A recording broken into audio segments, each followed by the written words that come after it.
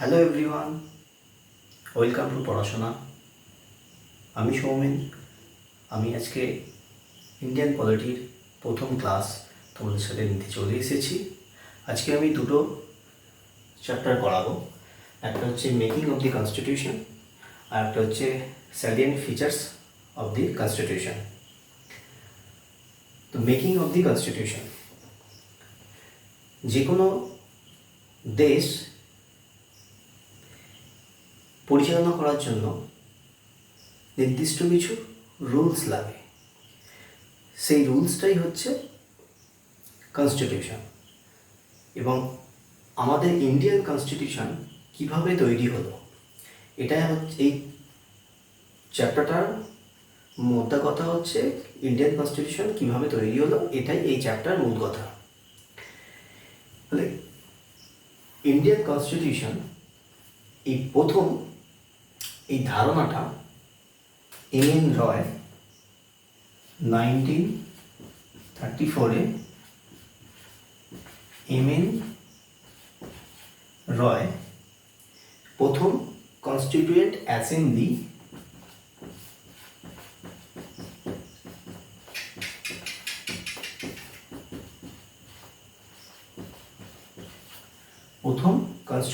Assembly ধারণাটা দিয়েছিলেন। এরপরে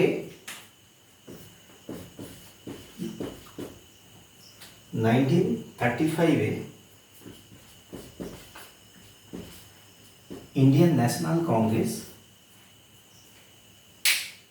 এরা কনস্টিটিউয়েন্ট অ্যাসেম্বলির কথা বলেছিলেন।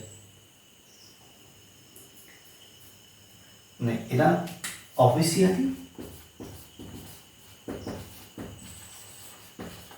অফিসিয়ালি ডিমান্ড করেছিল। দেন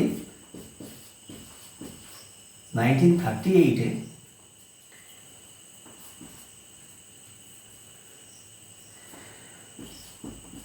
জওহরলাল নেহেরু আইএনসির তরফ থেকে প্রথম ডিমান্ড করেছিল যে ভারতের কনস্টিটিউশন তৈরি করা হবে যেটাতে কোনো এক্সটার্নাল কোনো ইন্টারফেয়ার থাকবে না, পুরোপুরি ইন্ডিয়ানসরাই তৈরি করবে এবং একটা কনস্টিটিউয়েন্ট অ্যাসেম্বলি তৈরি করতে হবে, যে কনস্টিটিউয়েন্ট অ্যাসেম্বলি আমাদের কনস্টিটিউশনটা বানাবে। তার মানে আমরা বারবার দেখছি যে আমরা কনস্টিটিউশন তৈরি করার জন্য ব্রিটিশ গভর্নমেন্টের কাছে বারবার এই বার্তাটা পৌঁছানোর চেষ্টা করছি। কোনোভাবে এই কনস্টিটিউয়েন্ট অ্যাসেম্বলি যাতে তৈরি হয় এবং যাতে করে আমরা নিজেদের কনস্টিটিউশন নিজেরা তৈরি করতে পারি, এই বার্তাটা পৌঁছানোর চেষ্টা করছি। তো 34 সালে প্রথম এম.এন. রয় দিয়েছিল, তারপরে 35-এ, তারপরে 38-এ, ফাইনালি প্রথম 1940 সালে ব্রিটিশ গভর্নমেন্ট এই কনস্টিটিউয়েন্ট অ্যাসেম্বলির ডিমান্ডটাকে অ্যাকসেপ্ট করেছিল। কি দিয়ে অ্যাকসেপ্ট করেছিল? অ্যাকসেপ্ট করার পরে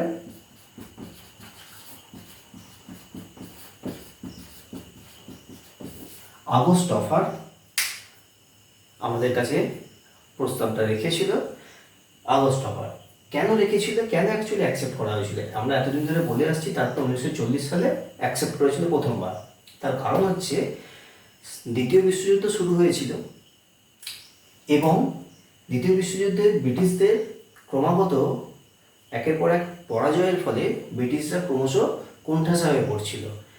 ব্রিটিশদের যে সঙ্গী দেশ ছিল তারা ক্রমাগত ব্রিটিশ গভর্নমেন্টের উপর প্রেসার ক্রিয়েট করছিল যাতে করে ভারতের পূর্ণ সহযোগিতা পাওয়া যায়। তো সেই জন্য এই 1940 সালে আগস্ট অফার দেওয়া হয়েছিল। এরপরে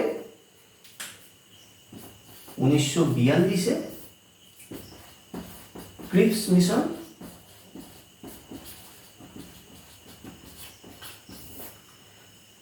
মিশন এসেছিল স্ট্যাফোর্ড ক্রিপসের তত্ত্বাবধানে। এটা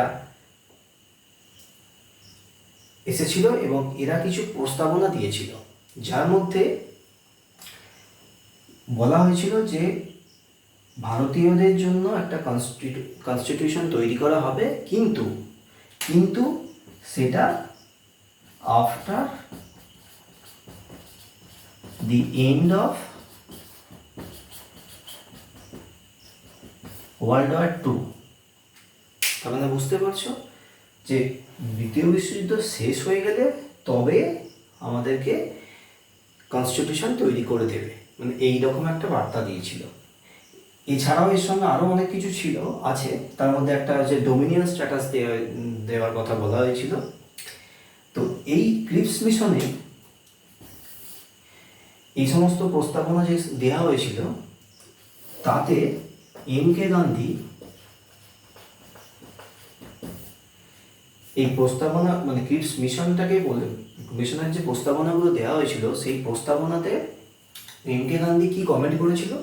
এম.কে. গান্ধী বলেছিল যে it is a post dated cheque on a crumbling bank. মানে এমন একটা চেক দেয়া হলো যেটা মানে ভবিষ্যতের একটা ডেটের, এবং যে ব্যাংকের চেকটা দেওয়া হলো সেই ব্যাংকটার ভবিষ্যতে অস্তিত্ব থাকবে কি থাকবে না সেটার একটা বড় কোয়েশ্চেন চিহ্ন দেওয়া আছে। তার মানে হচ্ছে ব্রিটিশরা দ্বিতীয় বিশ্বযুদ্ধে আদৌ জিতবে কি না তার উপর নির্ভর করছে, যদি জেতে তাহলে আমাদের দেয়া হবে, এইরকম একটা বার্তা দেওয়া হয়েছিল। তো যাই হোক, এটাতেও আলটিমেট আমাদেরকে সেই অধিকার দেওয়া হয়নি। শেষমেশ 1946-এ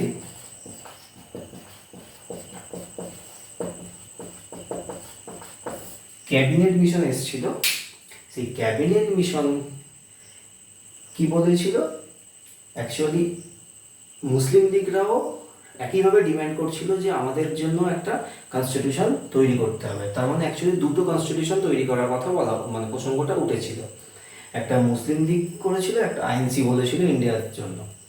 তো ক্যাবিনেট মিশন প্রথমে এসেই এই দুটো কনস্টিটিউশন এটাকে ডিনাই করেছিল, করে বলেছিল যে একটাই কনস্টিটিউশন তৈরি করা হবে যেটাতে মুসলিম লীগের মানে ম্যাক্সিমাম ডিম্যান্ড যাতে ওতে ইনক্লুড থাকে সেই রকমভাবেই একটা কনস্টিটিউশন তৈরি করা হবে। তার জন্য একটা কনস্টিটিউয়েন্ট অ্যাসেম্বলি গঠন করা হবে।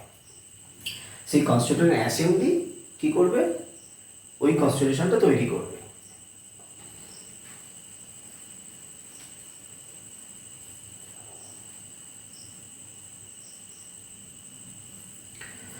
তাহলে আমি এগুলো মুছে দিই।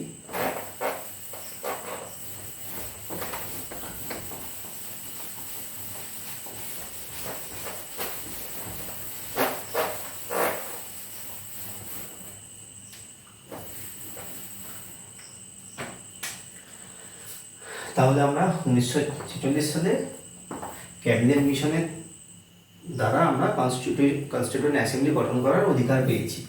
এবার এই কনস্টিটিউয়েন্ট অ্যাসেম্বলিটা তৈরি হয়েছিল 6 ডিসেম্বর 1946। এটা কনস্টিটিউট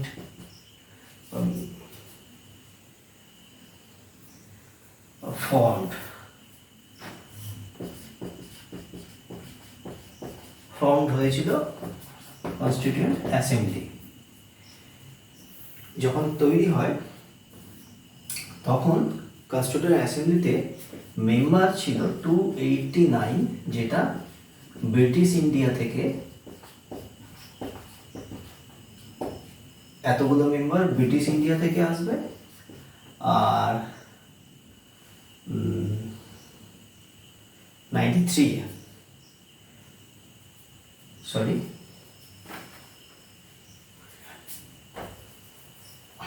অ্যাকচুয়ালি টোটাল 389, এখানে 296 আর এখানে তাহলে হচ্ছে 93। এটা হচ্ছে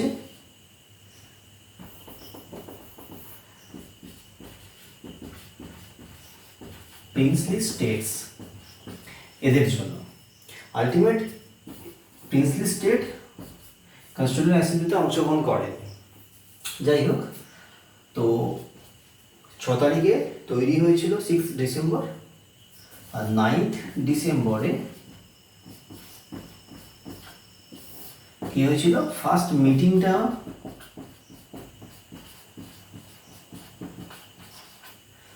মিটিংটা হয়েছিল।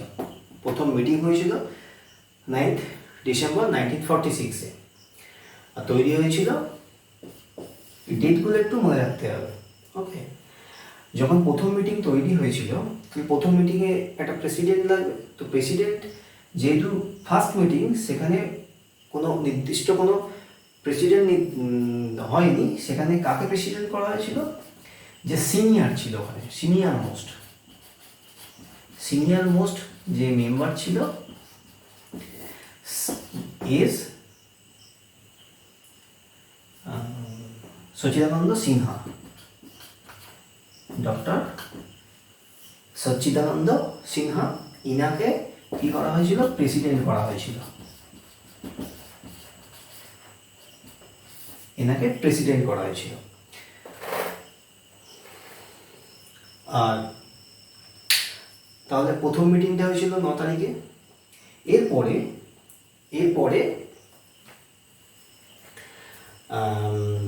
9 তারিখের পরে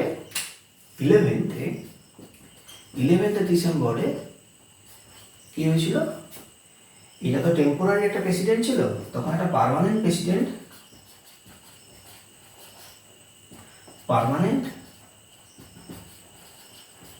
প্রেসিডেন্ট করা হয়েছিল।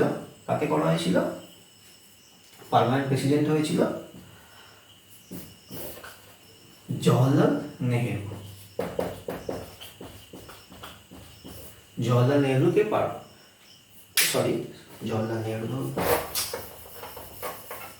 ডক্টর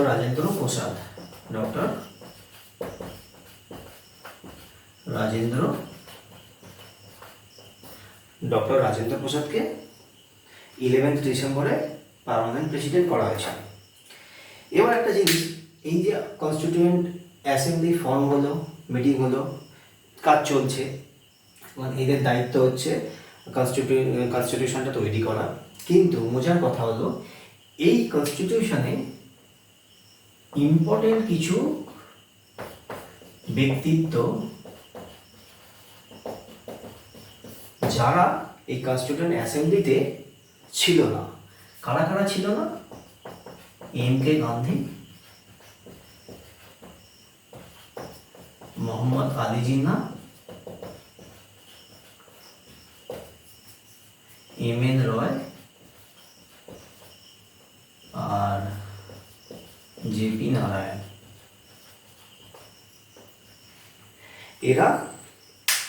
এরা ছিল না কনস্টিটিউয়েন্ট অ্যাসেম্বলির মেম্বার হিসেবে, এরা ছিল না। এবার মিটিং চলছে, এখানে জওহরলাল নেহেরু এই মিটিংয়ের সময় 11 তারিখ তো পার্মানেন্ট প্রেসিডেন্ট সিলেক্ট করা হয়েছিল। 13 ডিসেম্বর জওহরলাল নেহেরু কনস্টিটিউয়েন্ট অ্যাসেম্বলিতে একটা প্রস্তাবনা দিয়েছিল, যেটা হচ্ছে অবজেক্টিভ রিসলিউশন। এই অবজেক্টিভ রিসলিউশন কনস্টিটিউয়েন্ট অ্যাসেম্বলিতে জওহরলাল নেহেরু এই প্রস্তাবনাটা রেখেছিল। কত তারিখে রেখেছিল, 13 ডিসেম্বর। যেটা অ্যাকসেপ্ট করেছিল, মানে অ্যাডপ্টেড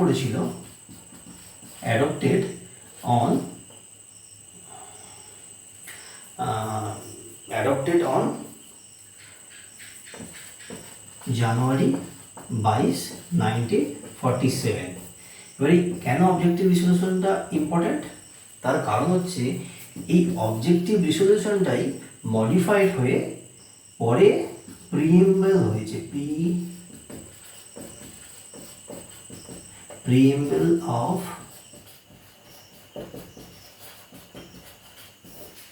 অফ কনস্টিটিউশন।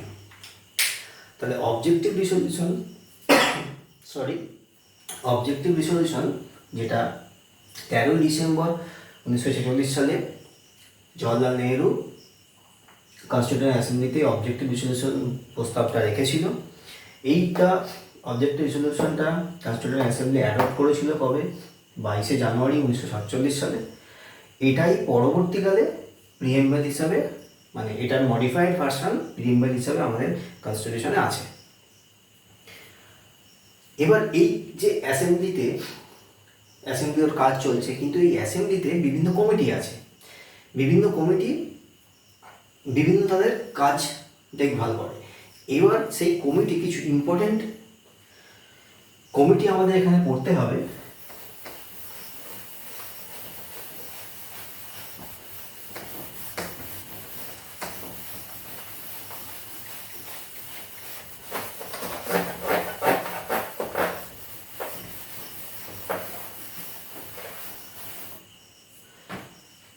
কিছু ইম্পর্টেন্ট কমিটি আমাদের পড়তে হবে, important major committees.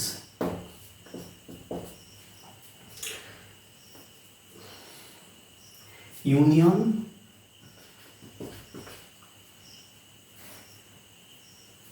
Powers committee, powers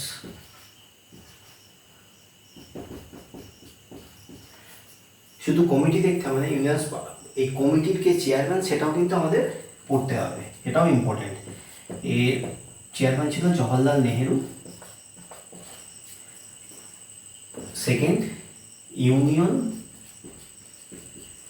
constitution committee, এরও chairman Jawaharlal Nehru.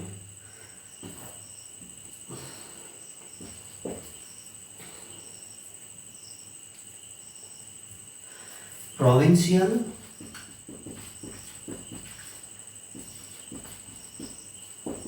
Constitution committee, এর চেয়ারম্যান কে ছিল? সর্দার প্যাটেল, সর্দার বল্লভভাই প্যাটেল। আর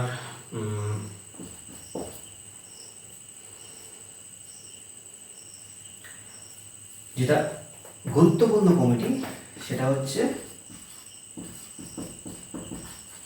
ড্রাফটিং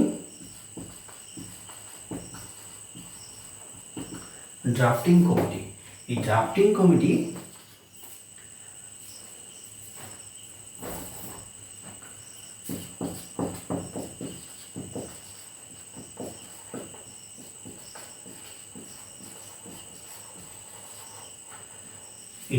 কমিটির চেয়ারম্যান ছিল ডক্টর বি.আর. আম্বেদকর। এই ড্রাফটিং কমিটির প্রধান কাজ হচ্ছে কনস্টিটিউশনটা তৈরি করা। এই ড্রাফটিং কমিটির চেয়ারম্যান ছিলেন হচ্ছে ডক্টর বি.আর. আম্বেদকর। ইত্যাদিগুলো হচ্ছে চেয়ারম্যান। তো চেয়ারম্যান ছিলেন ডক্টর বি.আর. আম্বেদকর। এই ড্রাফটিং কমিটির কাজ কি ছিল? Task making constitution. যেহেতু এই ড্রাফটিং কমিটি কনস্টিটিউশনটা তৈরি করছিল, সেই জন্য ডক্টর বি.আর. আম্বেদকরকে আমরা কি বলে থাকি? Father of constitution of India বা father of Indian constitutional architect, মানে chief architect of the constitution of India, এই বলে আমরা ডক্টর বি.আর. আম্বেদকরকে সম্বোধন করে থাকি। এই যে ড্রাফটিং কমিটি ছিল, এই ড্রাফটিং কমিটিতে মেম্বার কটা ছিল? কিন্তু চেয়ারম্যান ইনক্লুডিং চেয়ারম্যান মেম্বার ছিল 7টা। ঠিক আছে, মানে হচ্ছে 6 + 1 হচ্ছে ইনি। এবার এই যে 6জন আর এই একজন, এই 6জনের মধ্যে 1 মুসলিম মেম্বার ছিল, যার নামটা জেনে রাখতে পারো, যার নামটা ছিল হচ্ছে সৈয়দ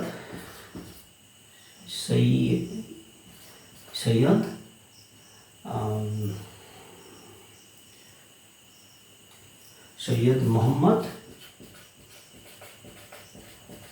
সালিমুল্লাহ, সৈয়দ মোহাম্মদ সালিমুল্লাহ। তাহলে আমরা 4টে মেজর কমিটি করলাম। আচ্ছা, এখানে আরও কমিটি আছে, স্টিয়ারিং কমিটি আছে।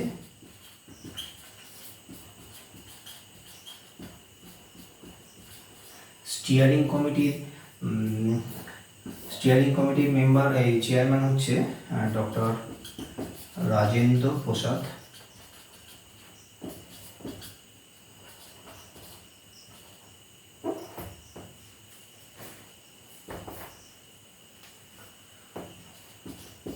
ডক্টর রাজেন্দ্র প্রসাদ হচ্ছে স্টিয়ারিং কমিটির চেয়ারম্যান। আরও কমিটি আছে, ফান্ডামেন্টাল সাব কমিটিস, আরও কমিটি আছে, তোমরা বইতে পেয়ে যাবে। তো এগুলো মোটামুটি major committee. Union powers committee Jawaharlal Nehru, union constitution committee Jawaharlal Nehru, provincial যখন আসবে কনস্টিটিউশন কমিটি তখন Sardar Vallabhbhai Patel, drafting committee doctor B R Ambedkar. এই doctor B R Ambedkar drafting কমিটির চেয়ারম্যান ছিলেন। ড্রাফটিং কমিটির কাজ ছিল হচ্ছে কনস্টিটিউশন তৈরি করা, সেই জন্য ডক্টর বি আর আম্বেদকরকে আমরা ফাদার অফ ইন্ডিয়ান কনস্টিটিউশন বলে থাকি, chief architect of the constitution of India বলে থাকি। এবার এই যে কনস্টিটিউশন অ্যাসেম্বলি, এটা তো শুরু হয়েছিল 9th প্রথম মিটিং 1946। এই মিটিংটা মানে কনস্টিটিউশনটা তৈরি করে 26 নভেম্বর 1949-এ এই কনস্টিটিউশনটা তৈরি করে জমা দেওয়া হয়েছিল কনস্টিটিউশন অ্যাসেম্বলিতে। কনস্টিটিউশন অ্যাসেম্বলি এটাকে অ্যাডপ্ট করেছিল, এই তারিখে অ্যাডপ্ট করেছিল। এবার এই যে টোটাল টাইমটা, এই টাইমটা হচ্ছে 2 year 11 month 18 days, 2 বছর 11 মাস 18 দিন, প্রায় 3 বছরের মতো লেগেছিল এই কনস্টিটিউশন তৈরি করার টাস্কটা কমপ্লিট করতে। এবার কনস্টিটিউশন অ্যাসেম্বলিতে জমা দেওয়ার পর কনস্টিটিউশন অ্যাসেম্বলি 26শে নভেম্বর 1949 সালে অ্যাডপ্ট করেছিল। যখন অ্যাডপ্ট করে তখন কনস্টিটিউশনটাতে কী কী ছিল? কনস্টিটিউশনটা ছিল 395 আর্টিকেলস, 395 articles, 8 schedule আর 1 preamble। ঠিক আছে, এইটা নিয়ে কনস্টিটিউশনটা অ্যাডপ্ট করেছিল। সেই জন্য আমরা এই 26শে নভেম্বর এই দিনটাকে আমরা সংবিধান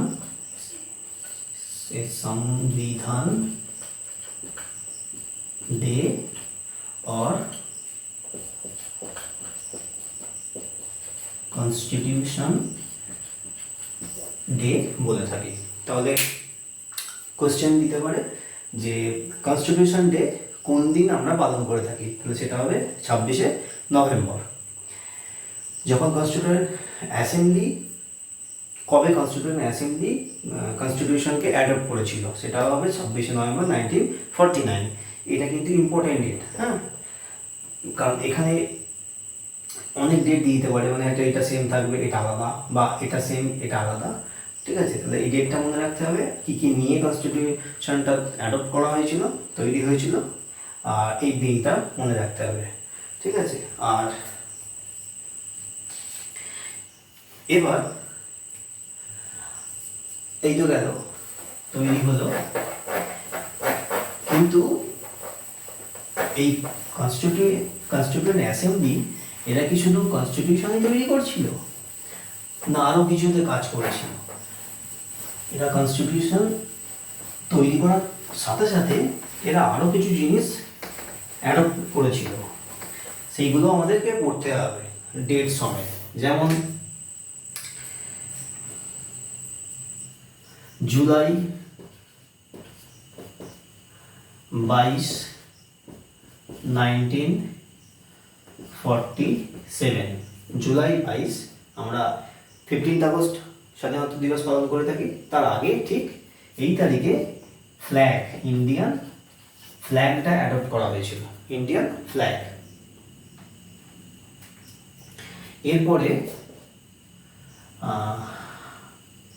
জানুয়ারি 24 1950, জানুয়ারি 24 1950 এই তারিখে কি করা হয়েছিল? এই তারিখে তিনটে জিনিস করা হয়েছিল। কি কি? ন্যাশনাল অ্যানথেম অ্যাডপ্ট করা হয়েছিল, ন্যাশনাল সং অ্যাডপ্ট করা হয়েছিল, আর ডক্টর রাজেন্দ্র প্রসাদ কে কি করা হয়েছিল? President of India. ওকে, তাহলে এই তারিখে তিনটে জিনিস করা ছিল। আর এখানে একটা জিনিস মাথায় রাখতে হবে, এই ন্যাশনাল অ্যানথেম,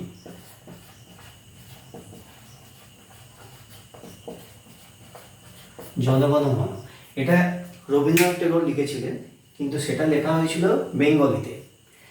আর এই কনস্টিটিউশন অ্যাসেম্বলি 24 জানুয়ারি 1950 সালে যে ন্যাশনাল অ্যানথেমটা অ্যাডপ্ট করেছিল, সেটা কিন্তু হিন্দি ভার্সান ছিল। ঠিক আছে, অরিজিনালি কিন্তু বাংলায় লেখা, কিন্তু অ্যাডপ্ট যখন করে তখন সেটা হিন্দি ভার্সানে অ্যাডপ্ট করেছিল।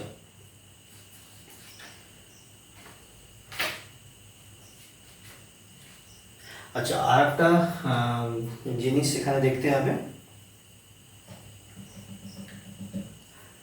সেটা হলো আমরা তো দেখলাম যে 26 নভেম্বর 1949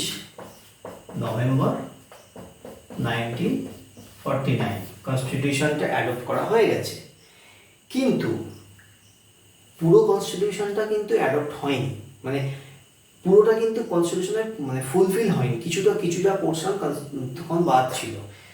এবং তার ফলে কি হয়েছিল, লাস্ট মিটিং একটা হয়েছিল, যেটা হয়েছিল 24 জানুয়ারি 1950, এই তারিখে 24 জানুয়ারি 1950 ওই তারিখে একটা লাস্ট মিটিং হয়েছিল।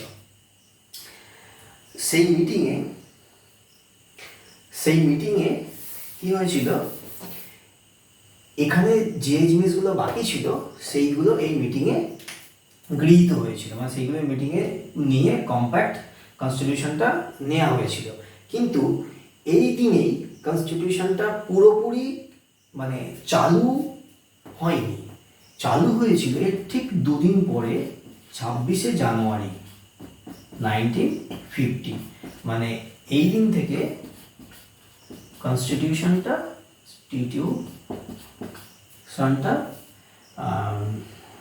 স্টার্টেড, কনস্টিটিউশনটা তৈরি হয়ে মানে চালু হয়েছিল। তাহলে এখানে একটা প্রশ্ন আসছে যে 24 তারিখ পুরোটা পেয়ে গেল হাতে, কিন্তু 24 তারিখ চালু না করে তার দুদিন পরে চালু করলো, 25 তারিখও চালু করলো না, 26 তারিখে গিয়ে চালু করলো। তাহলে এই দিনটাকে কেন নেওয়া হলো? কারণ এই দিনটার একটা হিস্টোরিক্যাল ব্যাকগ্রাউন্ড আছে, কি ব্যাকগ্রাউন্ড আছে? এই দিনটার ব্যাকগ্রাউন্ডটা জানতে গেলে আমাদেরকে 1929 আইএনসির সেশনটাকে মাথায় রাখতে হবে। আইএনসি সেশন তখন কোথায় হয়েছিল? লাহোর হয়েছিল, আইএনসি লাহোর সেশন হয়েছিল, যেটা আইএনসি সেশনের মধ্যে খুব গুরুত্বপূর্ণ একটা সেশন। 1929 লাহোর সেশন হয়েছিল, যেখানে প্রেসিডেন্ট ছিল হচ্ছে জওহরলাল নেহেরু। কেন গুরুত্বপূর্ণ? কারণ এই সেশনে জওহরলাল নেহেরুর কমপ্লিট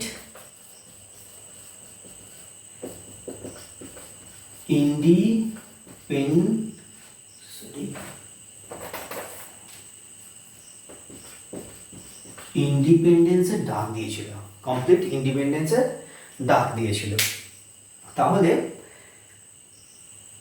কমপ্লিট ইন্ডিপেন্ডেন্স দাগ দিয়েছিল হচ্ছে 1929 সালে, লাহোর সেশন হয়েছিল। সেই তারিখটা কত? এটা অ্যাকচুয়ালি ডিসেম্বরের শেষের দিকে হয়। এটা এই কমপ্লিট ইন্ডিপেন্ডেন্সের দাগ দিয়েছিল হচ্ছে 31 ডিসেম্বর। এবং বলা হয়েছিল যে আমরা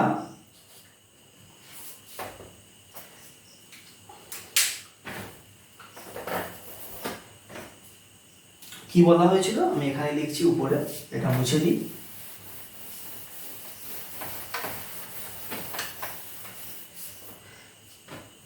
কি বলা হয়েছিল যে আমরা গোটা ভারতে 26 জানুয়ারি 1930, মানে ঠিক এর পরে এই দিন আমরা ইন্ডিয়ান ইন্ডিপেন্ডেন্স ডে এটা পালন করব। ঠিক আছে, এবার একটা জিনিস এখানে ইনফরমেশন মাথায় রাখতে হবে যে এই দিন থেকে কংগ্রেস 17 ইয়ার্স, মানে 26শে জানুয়ারি 1946 পর্যন্ত 17 বছর এই ঠিক এই 26শে জানুয়ারির দিনে আইএনসি ইন্ডিয়ান ইন্ডিপেন্ডেন্স ডে পালন করে এসেছিল 17 বছর। ঠিক আছে, তাহলে বোঝা গেল যে 26শে জানুয়ারি দিনটা কেন নেওয়া হয়েছে, কারণ 26শে জানুয়ারি ইন্ডিপেন্ডেন্স ডে হিসাবে আইএনসি পালন করে এসেছে। সেই জন্য 26শে জানুয়ারি এই 1950-এর 26শে জানুয়ারি থেকেই কনস্টিটিউশনটা শুরু হয়েছিল। সেই জন্য 24 তারিখ গৃহীত হওয়ার পরেও মানে শুরু হয়নি, 26 তারিখ শুরু হয়েছিল। এই 26 তারিখ থেকে আমরা ডেট অফ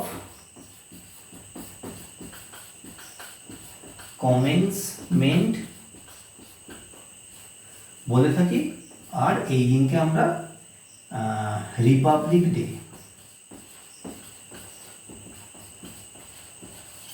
মানে প্রজাতন্ত্র দিবস পালন করে থাকি। ঠিক আছে,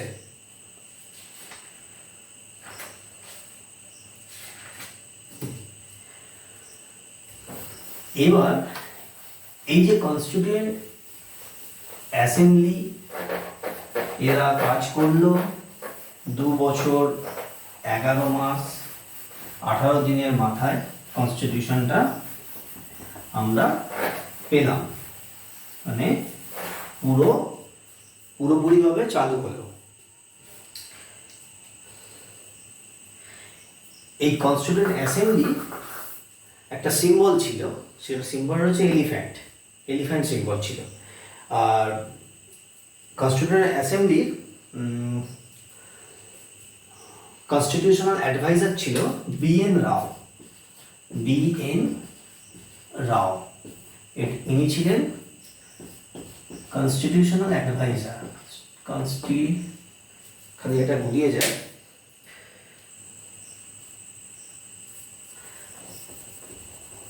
কনস্টিটিউশনাল অ্যাডভাইজার ছিলেন। ঠিক আছে, বিএন রাও।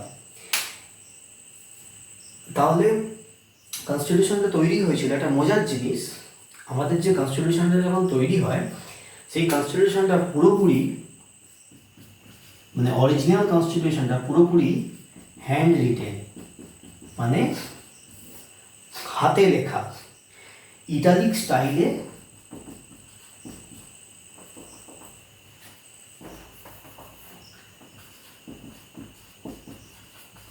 ইটালিক স্টাইলে কে লিখেছিলেন? ইটালিক স্টাইলে লিখেছিলেন হচ্ছে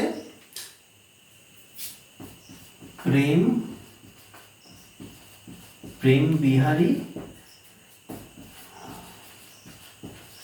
নারায়ণ রায়জাদা। প্রেম বিহারী নারায়ণ রায়জাদা ইটালিক স্টাইলে কনস্টিটিউশনটা লিখেছিল, খুব সুন্দর, মানে হাতের লেখা, একদম মানে ছবির মতো আঁকা।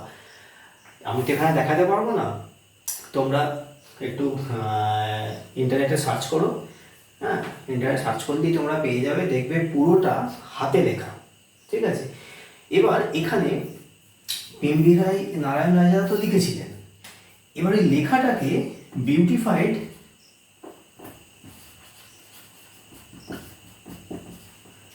আর ডেকোরেটেড করেছিল দুজন, ডেকোরেট আর বিউটিফাইড করেছিল। একটা হচ্ছে একজন হচ্ছে নন্দলাল বোস, আর একজন হচ্ছে বেওয়ার রাম মনোহর, একটা হচ্ছে নন্দলাল বোস অ্যান্ড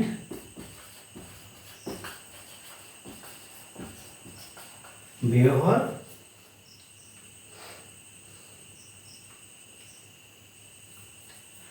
রাম মনোহর সিনহা। ঠিক আছে, এটা তো তোমরা দেখতে পাচ্ছ না, আমি নামটা উপরে লিখে দিচ্ছি।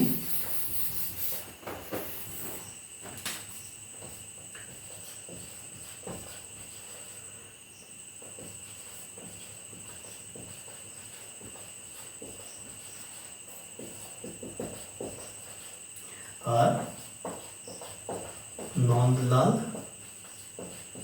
বোস, এরা দুজনে এই যে অরিজিনাল কনস্টিটিউশনটা যেটা পিএমবি নারায়ণ রায়জাদা লিখেছিলেন, ওই লেখাটাকে বিউটিফাইড আর ডেকোরেট করেছিল। ঠিক আছে, এই গেল আমাদের কনস্টিটিউশনটা, মেকিং অফ কনস্টিটিউশন চ্যাপ্টার। তো মোটামুটি এইগুলোই আছে। এবার তোমরা একটু বই দেখে নেবে। ঠিক আছে, আশা করি আমার এই বোঝানোটা থেকে তোমরা খুব সহজেই বইটা দেখলে মানে বুঝতে আর কোনো অসুবিধা হবে না, পরিষ্কার হয়ে যাবে তোমাদের কাছে।